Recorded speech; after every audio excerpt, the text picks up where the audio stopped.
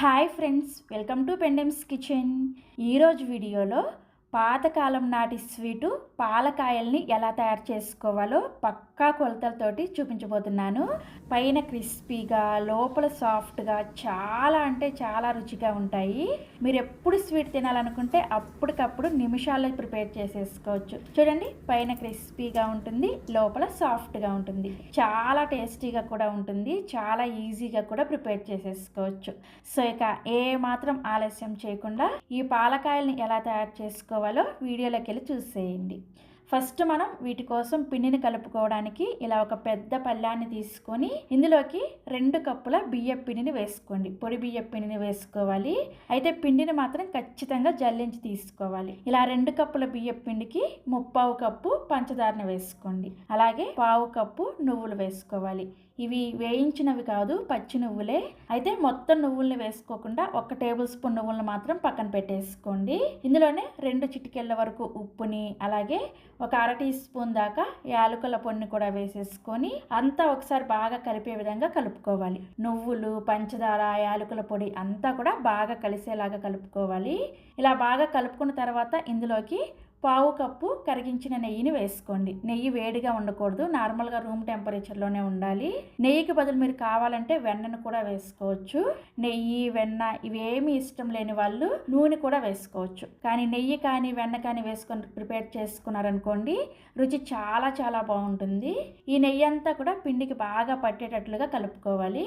ఒక 2 నిమిషాల పాటు పిండిని చూడండి ఈ విధంగా రబ్ చేస్తున్నట్లుగా కలుపుతూ ఈ నెయ్యిని పిండికి బాగా పట్టించాలి. నెయ్యి పిండికి బాగా పట్టిన తర్వాత చూడండి ఈ విధంగా ఉంటుందన్నమాట. మనం కొంచెం పిండిని తీసుకొని ముద్దలాగా చేసామంటే ఇలా చక్కగా ముద్దలాగా అవ్వాలన్నమాట. ఇలా ఉంటే మనం వేసిన నెయ్యి కరెక్ట్గా సరిపోయినట్లే.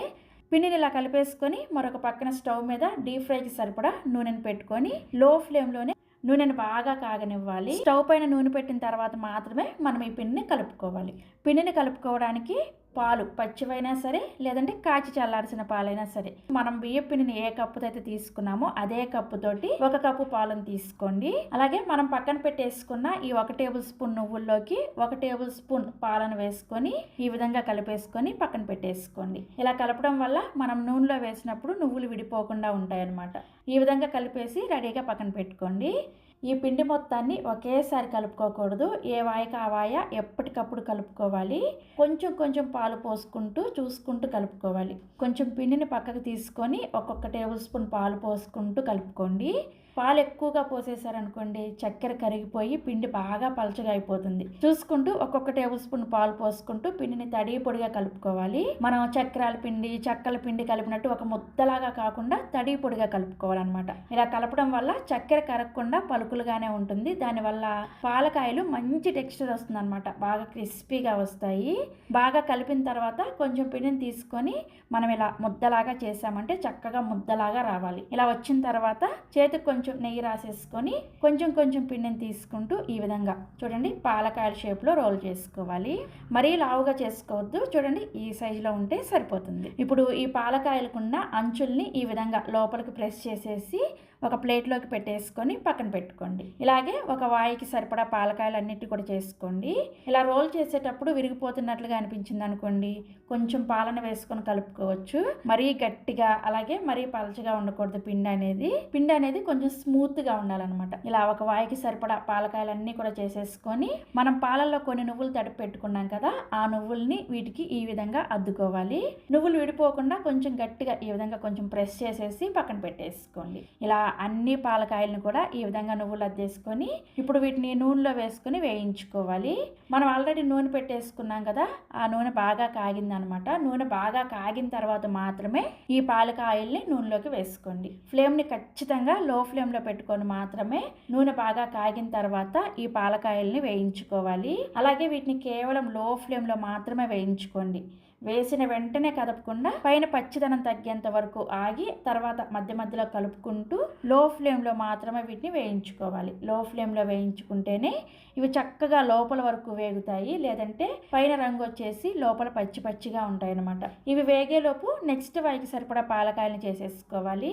పిండి నానకూడదు అనమాట, చేసిన వెంటనే నూనెలో వేసుకొని వేయించుకోవాలి. అందుకని ఎప్పటికప్పుడు ప్రతి వాయి కూడా అప్పటికప్పుడు ఫ్రెష్గా ప్రిపేర్ చేసుకొని వేయించుకోండి.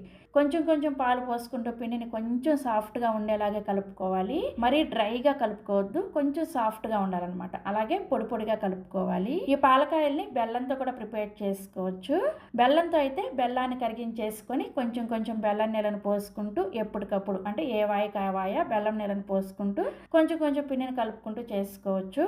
పంచదారతో చేసే పాలకాయలకి అలాగే బెల్లంతో చేసే పాలకాయలకి టేస్ట్ అయితే చాలా డిఫరెన్స్ ఉంటుంది. రెండు బాగుంటాయి. పంచదారతో చేసి మరి ఇంకొంచెం టేస్టీగా ఉంటాయి అన్నమాట. పిండి డ్రైగా అనిపిస్తుంది అనుకోండి, కొంచెం కొంచెం పాలను పోసుకుంటూ పిండిని స్మూత్గా కలుపుకోవాలి. ఈ విధంగా ఏ వాయ కావాయ పాలకాయలు చేసుకోవాలి. మధ్య మధ్యలో మనం పక్కన పాలకాయలను వేసి వేయించుకుంటున్నాం కదా, వీటిని కలుపుకుంటూ వేయించుకోండి, లేదంటే ఇవి మాడిపోతాయి. మీరు ఖచ్చితంగా చెప్పాను కదా, మంటని లో ఫ్లేమ్లో పెట్టుకొని మాత్రమే వేయించుకోండి, లేదంటే పైన తొందరగా రంగు వచ్చేసి చక్కెర వేసుకున్నాం కదా, రంగు తొందరగా వచ్చేస్తుంది, లోపల పచ్చిగా ఉంటాయి. పెద్ద బర్నర్లో లో ఫ్లేమ్లో పెట్టేసుకొని వేయించుకోండి, కరెక్ట్గా ఫ్లేమ్ సరిపోతుంది అనమాట. ఇవి వేగడానికైతే కొంచెం టైం ఎక్కువగానే పడుతుంది. మీరు ఓపిక్గా దగ్గరే ఉండి కలుపుకుంటూ వేయించుకోండి. చూసారా, ఇవి నూనెను కూడా అస్సలు పీల్చుకోవు, చాలా పర్ఫెక్ట్గా వస్తాయి. మీకు చూస్తుంటే ఇప్పుడే తినాలనిపిస్తుంది కదా. నెక్స్ట్ వైపు పాలకాయలను వేసేటప్పుడు నూనెని ఇంకొంచెం వేడి చేసుకొని ఆ తర్వాత ఈ పాలకాయల నూనెలో వేసుకొని ఖచ్చితంగా వీటిని కూడా లో ఫ్లేమ్లో మాత్రమే వేయించుకోండి. అలాగే పాలకాయల నూనెలో వేసిన వెంటనే కలపకుండా మధ్య మధ్యలో కొంచెం పచ్చిదనం తగ్గిన తర్వాత కలుపుకుంటూ లో ఫ్లేమ్లో మాత్రమే మంచిగా ఇలా రంగు వచ్చేంత వరకు వేయించుకొని ఒక ప్లేట్లోకి తీసుకొని ఇవి పూర్తిగా చల్లారిన తర్వాత ఏదైనా ఒక ఎయిర్ టైట్ కంటైనర్లో స్టోర్ చేసుకున్నారంటే వారం నుంచి 10 రోజుల వరకు నిల్వ ఉంటాయి. చూడండి, పైన క్రిస్పీగా లోపల సాఫ్ట్గా చాలా అంటే చాలా రుచిగా ఉంటాయి. మీలో ఎంతమందికి ఈ పాలకాయల రెసిపీ తెలుసు అనేది కింద కామెంట్ సెక్షన్లో నాతో షేర్ చేసుకోండి. అలాగే మరిన్ని ఎమ్మీ అండ్ టేస్టీ రెసిపీస్ కోసం వెంటనే మన పెండెమ్స్ కిచెన్ని సబ్స్క్రైబ్ చేసుకోండి. Thank you.